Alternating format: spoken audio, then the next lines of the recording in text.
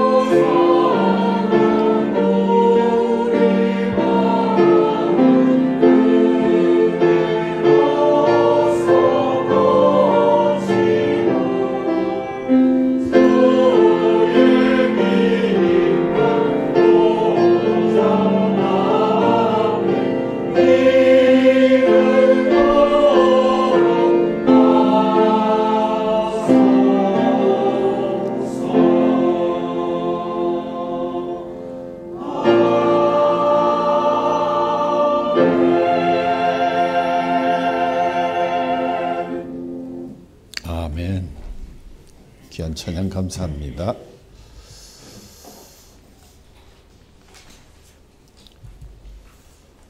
지난 한 주간 동안 우리는 대림절 첫째 주간을 보내면서 월드컵 16강이라는 그런 기쁜 소식을 밤잠을 설치면서 듣게 되었습니다.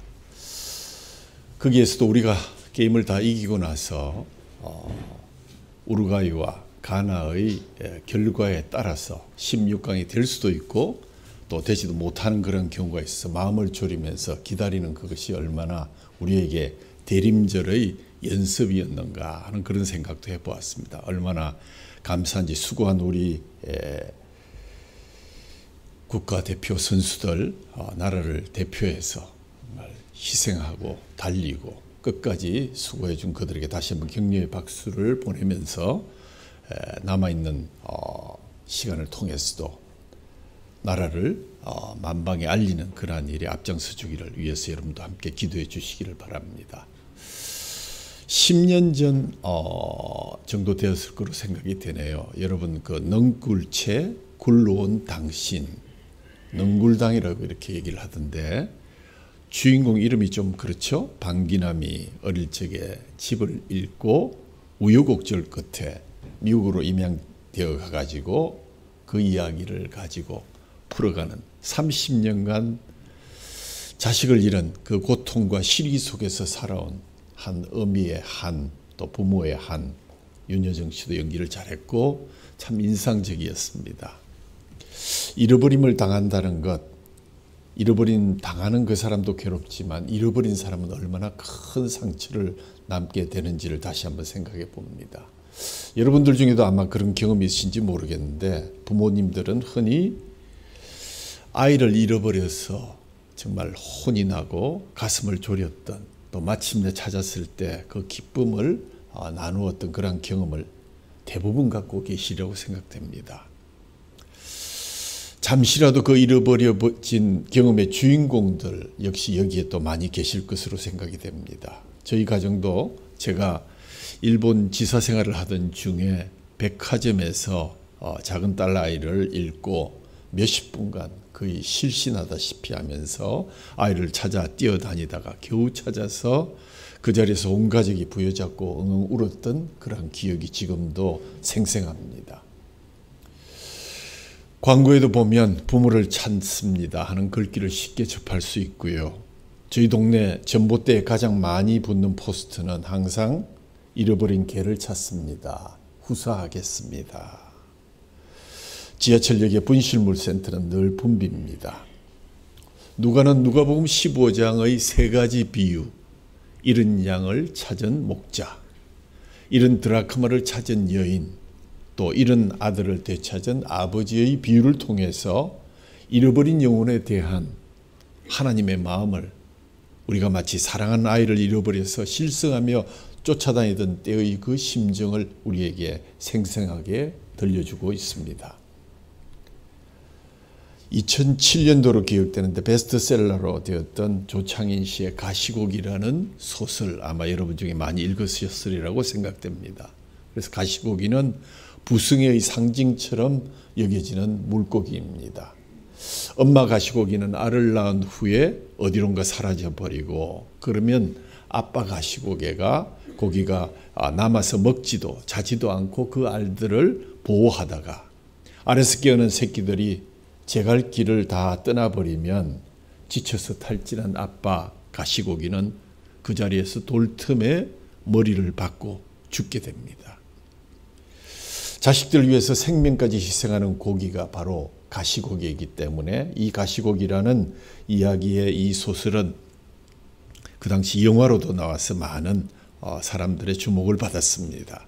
그 가시고기를 하나의 모티브로 해서 아들을 살리기 위해서 자기를 희생하는 아버지의 이야기를 쓴 소설이 바로 가시고기입니다.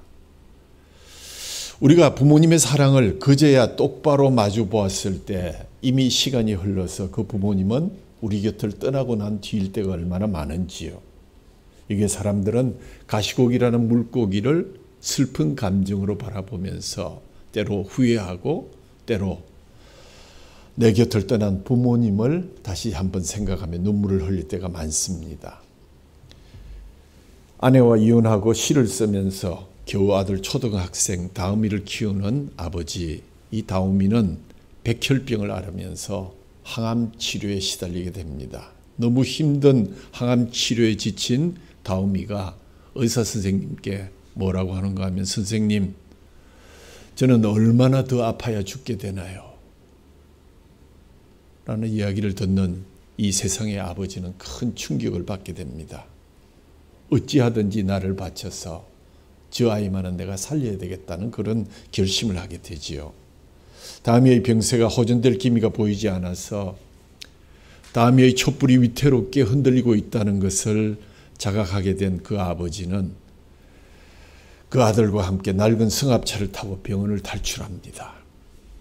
아빠와의 행복한 시간, 컵라면을 나누어 먹고 산에서 이야기를 하면서 다미의 고통을 잠시나마 잊으며 한 골짜기에서 암으로 시한부 인생을 살고 있는 할아버지를 만나서 그 집으로 이사를 하게 되죠. 그러나 골수 이식 비용을 마련하기 위해서 신장을 팔기로 한 아빠는 검사를 한 결과 자신이 말기암으로, 간암으로 선고를 받게 되고, 신장을 사주지 않아서 대신 각막을 팔아서 다음의 골수 이식 수술을 무사히 마치게 됩니다. 각막을 판 아버지는 그 사실을 숨기고 눈이 애꾸는 선장 같다면서 장난을 치는 아들의 손을 잡으면서 함께 장난을 치고 놀아주지만, 나오미가 잠들고 나면 소리 죽여 오열하면서 이 아이를 위해서 내가 무엇을 할 수 있을 것인가. 행복했고 수술을 마치고 마침 돌아온 생모와 함께 그 새아버지를 따라서 프랑스로 화가의 길을 걷게 하려고 다오미를 마지막 면회하는 날, 그리고 아빠는 그 면회 이후에 그 길로 다시 사라골로 들어가서 얼마 살지 못하고 그렇게 세상을 떠납니다.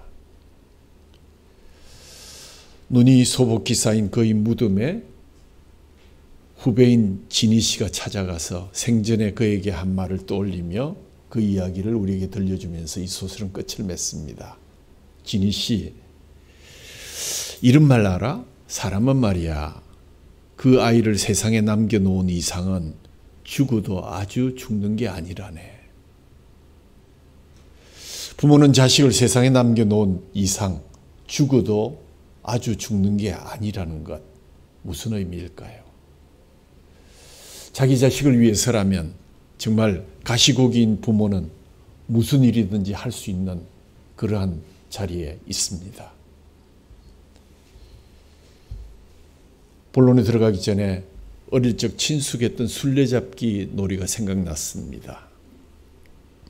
영화 오징어 게임에서 보여진 진화된 세상의 술래잡기는 무궁화 꽃이 피었습니다라는 제목으로 미화되어서 죽음의 그늘 아래 게임으로 인해서 지면 탈락하고 죽음에 이르는 서바이벌 스릴러 드라마로 우리 앞에 돌아왔습니다. 무궁화 꽃이 피었습니다.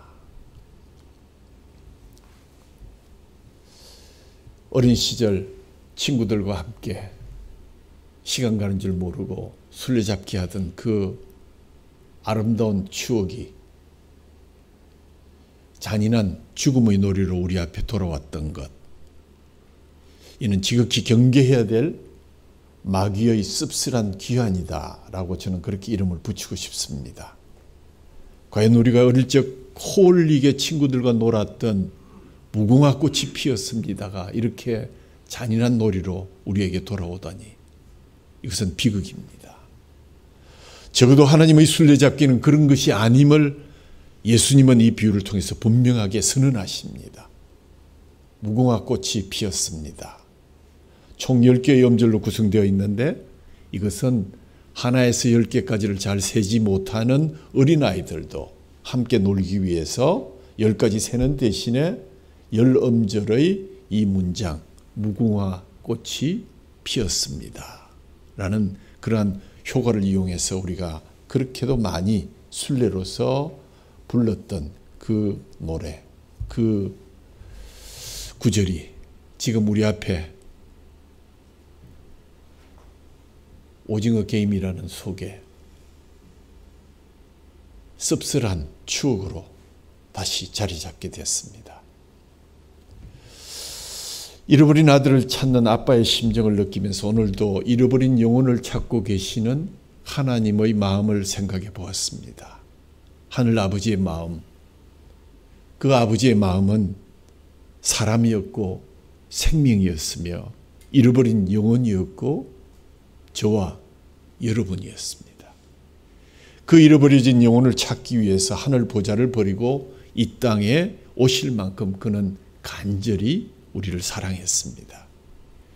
그 하나님의 마음을 누가복음 15장은 아주 섬세하게 묘사합니다. 타복음서에 나오지 아니하는 세 개의 독특한 비유를 통해서 오늘도 잃어버린 영혼들을 찾고 계시는 하나님의 모습과 마음을 우리에게 섬세하게 그려주고 있는 것입니다.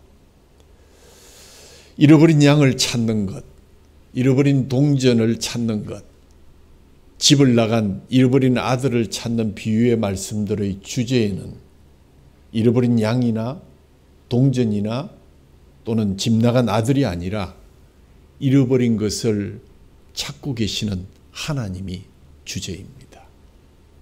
그의 가장 중심적인 마음의 자세는 내가 반드시 찾으리라. 무엇하기 위해서 그렇습니까? 잡아서 죽이고자 하는 것입니까? 아닙니다. 내가 반드시 너를 찾아서 살려내고 말리라. 그리고 나와 함께 복된 생활을 누리리라 하는 것이 하나님 우리 순례의 목적입니다. 하나님의 사랑의 가슴이 듬뿍 담겨져 있습니다.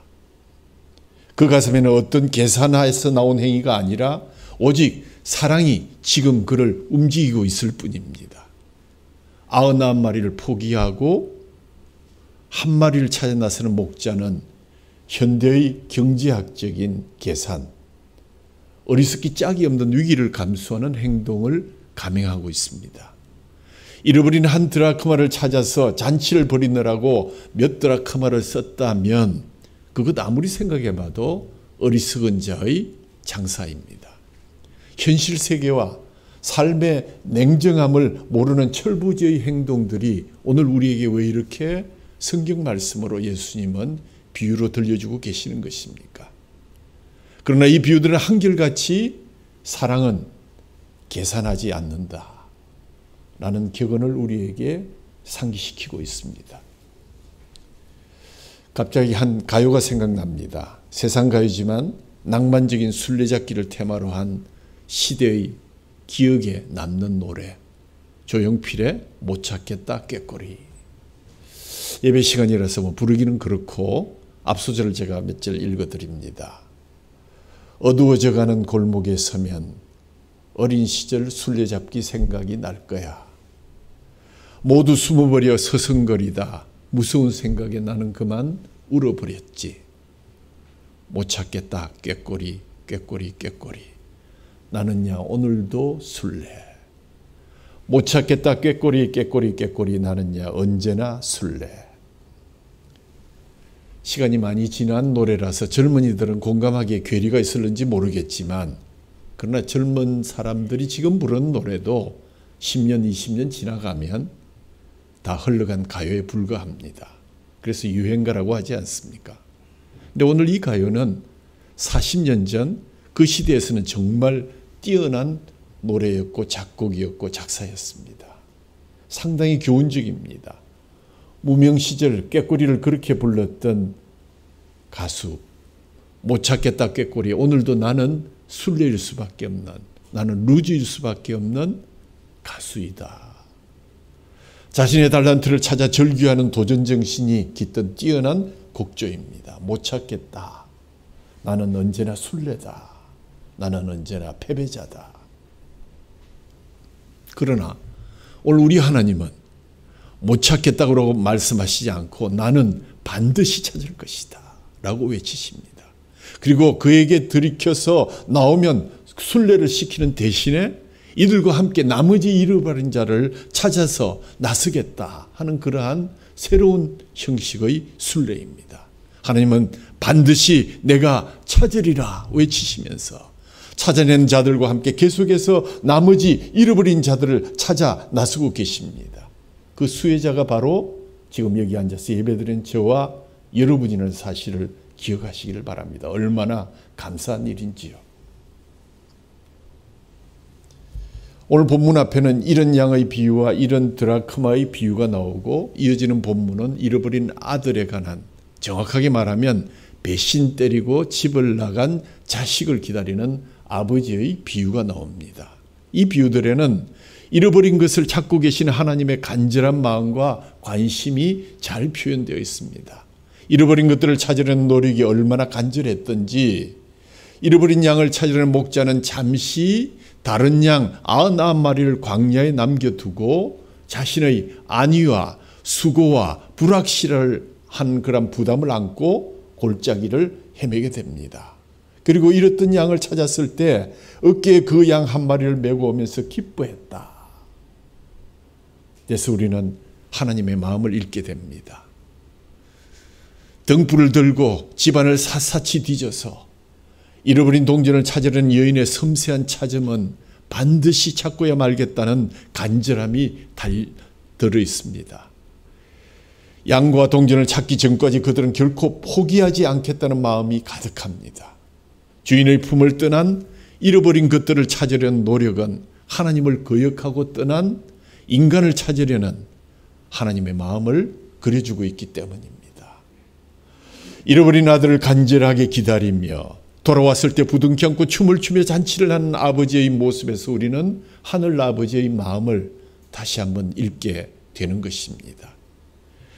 한 여인이 찾으려고 했던 동전의 가치가 얼마나 될까요?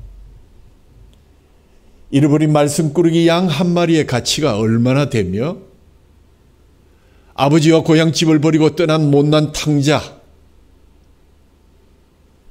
밤마다 문 열어놓고 기다릴 가치가 있는 그런 소중한 가치 있는 존재였을까요? 아무리 계산을 해봐도 그렇지가 않습니다. 동전을 찾아내고서는 온 동네 사람들을 불러다가 잔치를 할 만큼 그 동전이 그렇게 소중했을까요? 이 법석을 피워서 그것을 찾았다고 동네 사람들을 초대해서 몇 마리 통닭을 사서 잔치를 했다면 그것 역시 계산이 맞지를 않습니다. 왜냐하면 그러나 그 사연은 유대 남자들이 결혼할 때 드라크마 10개를 실로 묶어서 꿰어서 신부에게 선물로 주는 관습이 있었습니다. 나는 당신만을 사랑하겠다. 당신은 하나님이 나에게 주신 나의 영원한 배필이다. 이것이 약속의 증표입니다. 라는 뜻으로 일종의 계약의 증표로 그 드라크마 10개의 한 꾸러미를 주었다고 하지요. 그런데 그 여인이 10개의 드라크마 중에 하나를 그만 잃어버렸습니다. 사랑하는 남편이 준 그 선물은 별로 비싼 것은 아닐지 모르지만 그것은 그에게 생명과도 같은 것이었습니다. 그 하나를 잃어버리면 나머지 남은 것들이 가치가 소멸되고 말거든요. 그래서 그것은 나머지 9개의 동전을 위해서 반드시 찾아야만 했던 하나의 동전이었습니다. 그래서 여인은 등불을 켜고 온 집을 뒤지며 먼지를 뒤집어 쓰고 드라크마를 찾고 있습니다. 그 동전 하나 다른 사람에게는 크게 중요하지 않지만 그에게는 그렇게 중요했습니다. 귀했습니다. 잃어버린 양 한 마리의 가치는 과연 99마리보다 더 가치가 있는 것일까? 한 마리를 찾았다고 한 마리의 양을 잡아서 잔치를 할 만큼 그렇게 가치가 있는 것일까? 가산을 탕진하고 돌아온 아들이 무슨 대단한 것을 이루고 왔다고 이렇게 야단법석을 피우면서 큰 잔치를 베풀려만 하는가? 도무지 경제적인 논리로 계산해서 그 사랑을 우리는 가늠할 수가 없던 것입니다. 예수님이 들려주신 이 비유는 경제 논리를 가리키기 위해서 한 경제학 이야기가 아닙니다. 하늘 아버지의 우리를 향하신 사랑 이야기입니다. 돈을 가장 중요한 요소로 삼고 그것을 추구하며 달려가는 사람들에게 허무맹랑한 이야기일지 모르겠지만 우리의 생명을 지으시고 우리를 살리려고 작정하신 또 우리를 만드신 그분의 사랑으로 보면 그것은 충분히 이해할 수밖에 없습니다. 왜냐하면 우리의 자녀들을 잠시 잃었을 때 우리가 미치도록 그들을 찾기 위해서 뛰었던 그 순간을 생각해 보면 하나님 마음을 우리는 충분히 이해할 수 있습니다. 그렇습니다. 사랑을 알고 나면 예수님의 셈법이 이해가 되고 그분의 성육신과 십자가 사건이 이해가 되는 것입니다. 십자가를 지시고자 이 땅에 오실 아기 예수님을 기다리는 대림절기에 부활하시고 성천하셔서 새하늘과 새 땅을 준비하시고 우리를 데리러 오시는 또 그 예수님을 기다리시는 2023년 대림절기에 예수님과 십자가를 깊이 묵상함으로써 그분의 순례잡기를 오직 사랑으로 바라보는 시각을 가지시기를 주님의 이름으로 축원합니다. 집을 떠났던 탕자는 적어도 그가 굶어 죽게 되었을 때까지는 자신이 잃어버린 자라는 사실을 깨닫지를 못했습니다. 그 집의 큰 아들도 집안에 있었기 때문에 내가 잃어버린 영혼이라고는 전혀 생각지 않았습니다. 잃어버렸다는 사실조차도 알지 못하고 있었던 이 두 아들. 구원받지 못한 자리에 있으면서 구원받았다고 착각하면서 살아가는 인생이야말로 이 세상에 가장 불행한 인간, 불쌍한 인간이라고 말씀드린 적이 있습니다. 왜요? 저 사람은 장로니까, 저 사람은 권사고 집사고, 저 사람은 교회를 잘 다니니까 구원받았겠지, 복음이 필요 없겠지. 그러나 기실, 잃어버린 자로서 우리가 그러한 대상에서 제외된다면 우리는 가장 불쌍한 자가 되고 말 것입니다. 하나님의 은혜를 힘입기 위해서 선행 조건은 우리에게 반드시 깨우침과 돌이킴이 있어야 된다. 우리 5개의 촛불의 두 번째 촛불이 회개의 촛불이라고 말씀드렸습니다. 이번 주는 여러분에게 이 깨우침과 돌이킴이 있기를 간절히 소원합니다. 이런 양과 동전은 그들의 주인의 품을 떠났음에 대해서 회개할 수 없는 존재로 묘사되어 있어서 누군가가 찾아주지 않으면 깨달을 수 없지만, 세 번째 묘사된 자기의 분깃을 가지고 집을 떠난 이 아들, 우리와 같은 이 주님의 품을 떠난 우리들은 깨달아야 되고 돌이켜야 한다는 사실을 다시 한번 설명해 주고 있습니다. 탕자는 죽게 된 상황에서야 비로소 자신이 잃어버린 바 되었다는 사실을 자각하고 내 아버지의 집에는 품꾼의 자리가 많은데 내가 지금 어디에 있는 것인가? 자각의 은혜는 어디서 온 것입니까? 여전히 문 밖에서 문 열어놓고 그를 기다리시는 아비의 사랑과 기도에서 온 것이 아니겠습니까? 우리 역시 그 은혜를 누리도록 깨우쳐주고 기도해주는 부모가 되어야 하며 형이 되고 친구가 되고 이웃이 되라는 주님의 음성을 이 시간 들을 수 있기를 바랍니다. 누가 순례였습니까? 길을 잃고 헤매며 먼 길을 떠난 양이 순례였습니까? 방구석 먼지가 쌓여서 도무지 자신을 드러낼 수도 없으며 말도 못하는 그 드라크마가 순례였습니까? 밤마다 문 열어놓고 기다리며 종국에는 산으로 들로 예측불의 길을 나선 자가 깜깜한 방에 등불을 켜고 온 방을 헤집고 찾아 나선 자가 순례였습니다. 멀리 도망가서 꼭꼭 잘 숨는 자가 승자가 아닙니다.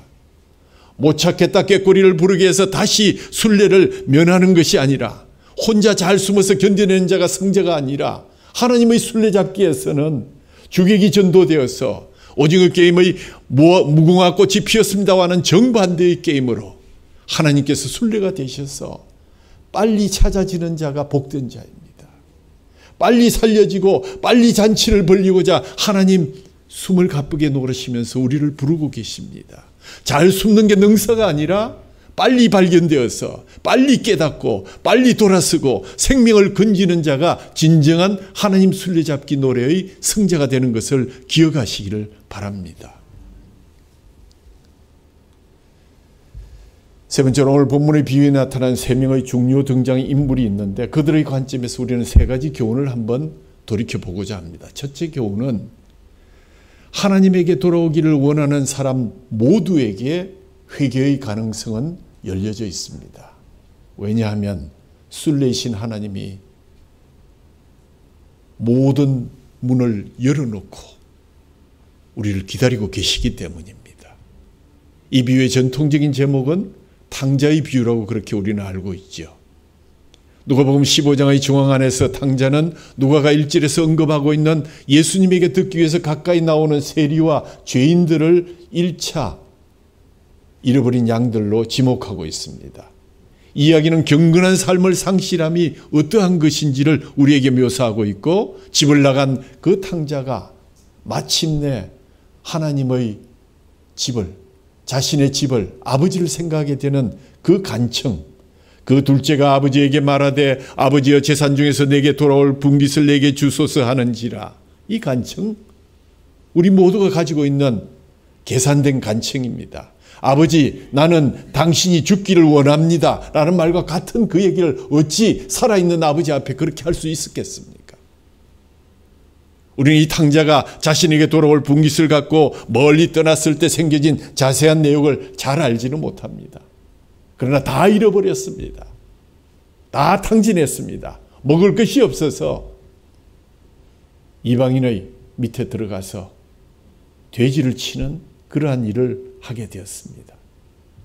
모든 사람의 만류를 뿌리치고 전 재산을 가지고 먼 나라를 떠날 때만 하더라도 나는 이제 자유다.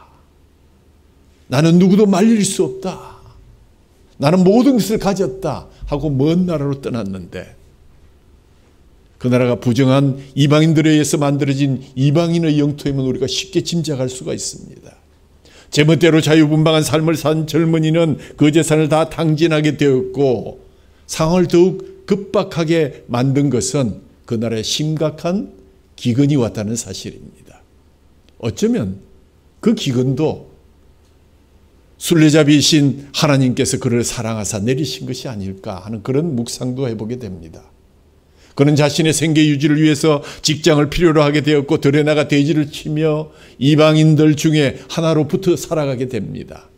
정통 유대인의 시각에서 모든 짐승들 가운데 가장 부정한 돼지를 부정한 이방인들의 들에서 치도록 설정한 것이 경건의 삶의 타락, 경건의 삶의 상실, 이것이 얼마나 심각한 것인지를 우리에게 깨달으라고 웅변적으로 보여주고 있습니다. 더욱이 그 부정한 돼지들이 먹는 쥐염 열매라도 배불리 먹고 싶은데 그것마저도 배불리 먹을 수 없어서 마침내 그 소망이 집으로 나의 순례에게로 다시 돌아가야 되겠다 하는 그러한 각성을 갖게 된 것은 하나님의 은혜입니다. 여기서 우리는 예수님의 이야기 안에서 나타난 이 탕자가 인간 역사 속에 가까이는 우리의 가정들 속에 또는 우리의 이웃들 속에 존재하고 있음을 바라보게 됩니다. 어쩌면 오늘 이 이야기를 들으러 왔던 죄인과 또 세리들과 또 그 많은 약자로 불리던 사람들, 그 사람들이 바로 이런 사람들이 아니었을까요? 그러나 이제는 그들은 주님의 음성을 듣기 위해서, 이 비유를 듣기 위해서 순례에게 다시 돌아왔습니다. 우리 모두가 이런 유형의 탕자를 한 사람 또는 그 이상 알고 있을 것 같습니다. 아니면 나 자신의 이야기일 수도 있습니다. 내가 주님을 알기 전에 내 마음대로 이 세상 나가서 탕진하고 나의 건강과 나의 시간과 나의 명예를 마음껏 나 자신을 위해서 탕진하고 있을 때 그때 나는 순례가 없었고 나를 부르는 사람이 없는 줄로 알았습니다. 그러나 그때에도 나를 위해서 기도하는 분이 계셨고 나를 위해서 돌아오라고 외치시는 하나님이 문 열어놓고 기다리셨다는 사실을 오늘 이 비유를 통해서 우리는 다시 한번 깨닫게 되는 것입니다. 언제든지 문이 열려져 있다. 돌아오기만 하라 하는 것이 오늘 첫 번째 교훈일 것입니다.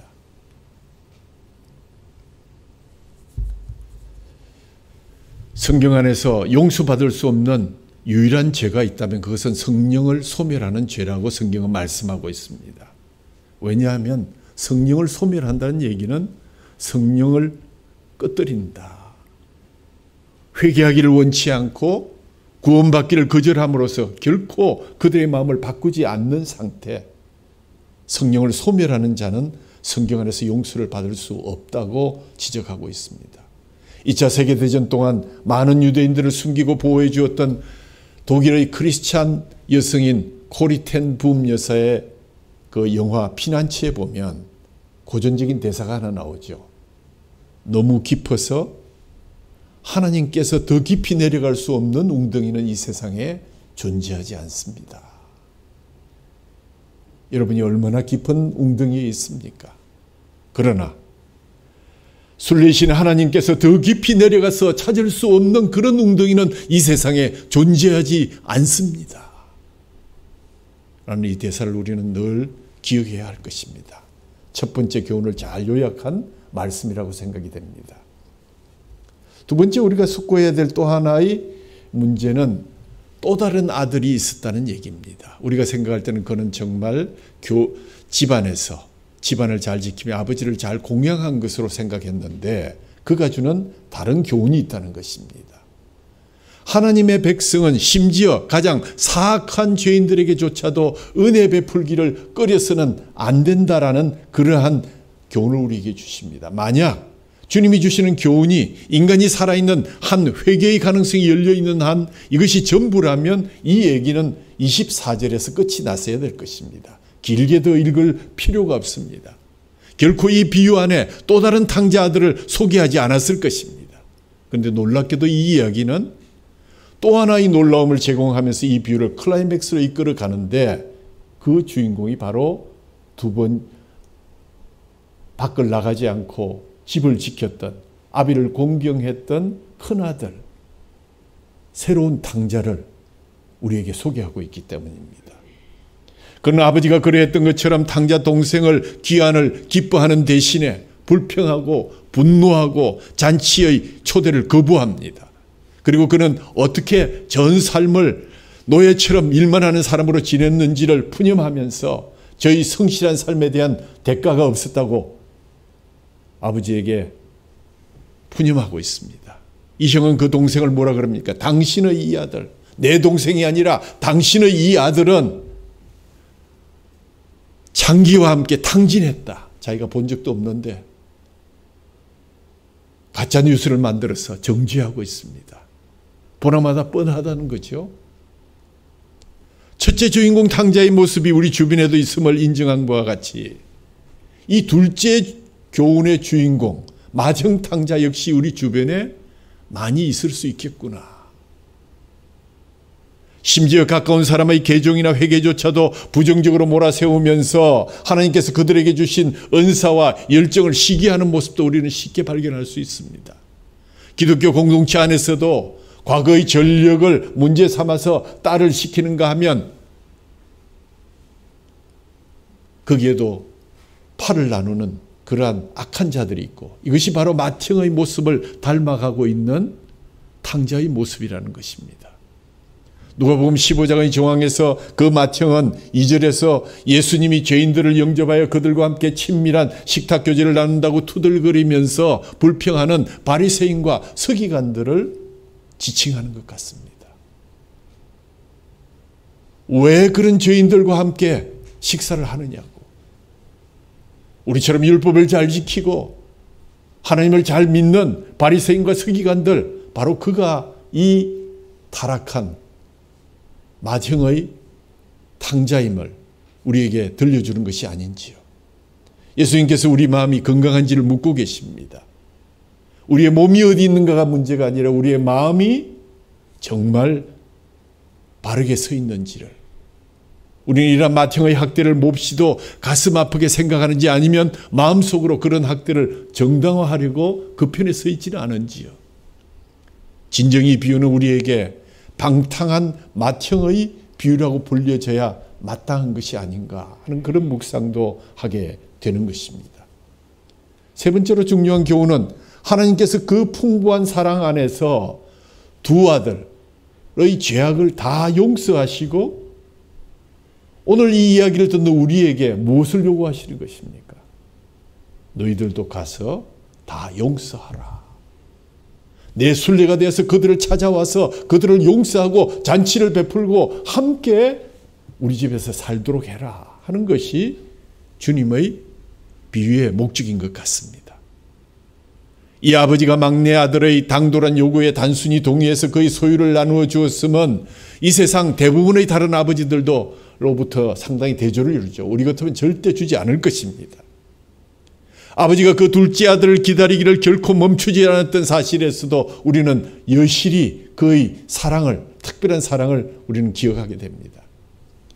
어느 날 수년 전 집 나간 아들이 돌아오기를 기대하며 멀리서 그 아들이 축 늘어진 모습을 하고 걸어오는 그 모습, 멀리서 연로한 아버지가 사회적 규범을 무시한 채 사람들 앞에서 노구를 이끌고 달려가서 그를 꽉 끼안는 모습, 품위와 자존심을 다 던져버린 우리 하나님의 모습, 아들의 회개의 말을 미처 마치기도 전에 그 말을 막으면서 영원히 아들과의 인연을 끊는 유대인 의식을 행하지 않고 오히려 정반대로 그를 위해서 아들을 존경하는 손님의 한 사람으로 다시 맞으면서 아들의 자격을 다시 부여하고 의식을 열고 살찐 송아리를 잡으며 성대하게 그 의식을 진행해 나갔다는 것입니다.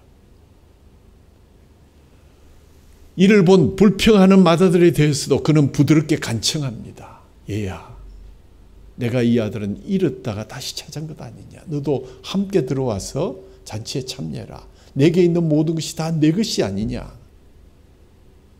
그리고 그가 둘째 아들에게 적용했던 것과 동일하게 후령구의 맏아들에게도 적용합니다. 이 내 동생은 죽었다가 살아났으며 내가 잃었다가 얻었노라 하는 이 이야기 속에는 너도 이런 바 되어 있었지만 내가 이 시간 다시 한번 너를 찾는다. 너도 나의 자녀가 되어다오 하는 그러한 호소가 있습니다.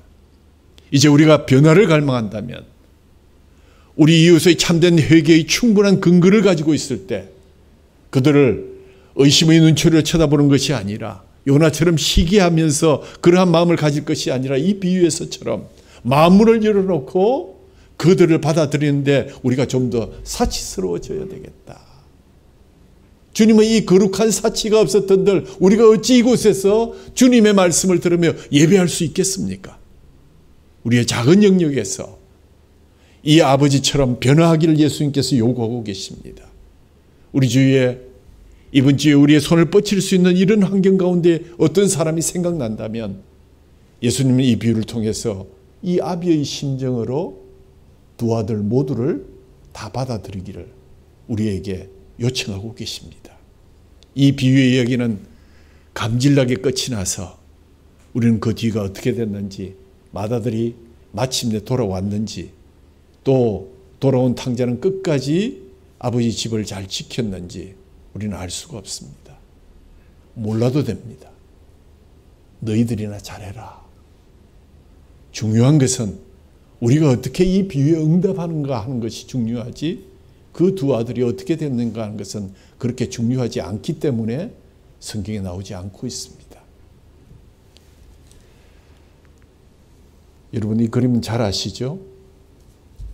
기독교 미술사의 가장 뛰어난 작품이라고 불리는 렘브란트의 돌아온 탕자.